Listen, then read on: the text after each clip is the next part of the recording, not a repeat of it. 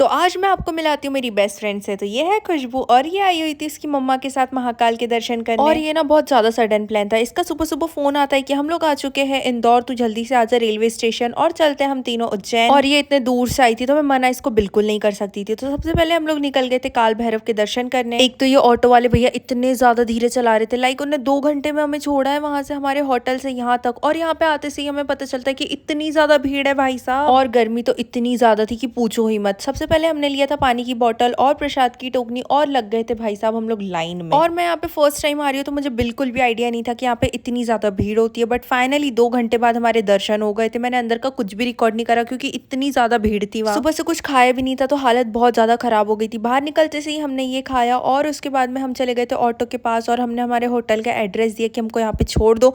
But auto वाले भैया का कहना था कि नहीं, मैं मेरी ऑटो लेके वहां नहीं जा सकता, मैं तुम्हारे दूसरी ऑटो करके देता हूँ। हमने कहा ठीक है। फिर रेस्ट करने के बाद शाम को हम आ गए थे महाकाल दर्शन करने। और ना यार, मैं यहाँ पे आने का कब से प्लान करी थी बट हो ही नहीं पा रहा था पॉसिबल, बिल्कुल नहीं हो पा रहा था। सच में सडन प्लान्स ना हमेशा सक्सेसफुल होते हैं और इसके साथ तो बिल्कुल नहीं हुआ कहीं बाहर जाना। हमारा घूमना मतलब घर से मार्केट, मार्केट से घर, बस इतने में ही हम लोग घूम लेते हैं। और यहाँ मैं इसे कह रही हूँ बहन प्लीज अपनी हाइट बढ़ा ले यार, इतनी छोटी दिखती है मेरे सामने की, क्या ही बताऊँ। और यहाँ इतनी सुंदर मूर्तियां है सारे भगवान की क्या ही बताऊँ। फिर हम लोग चले गए थे महाकाल के दर्शन करने। भीड़ बहुत थी बट दर्शन बहुत ज्यादा अच्छे से हुए।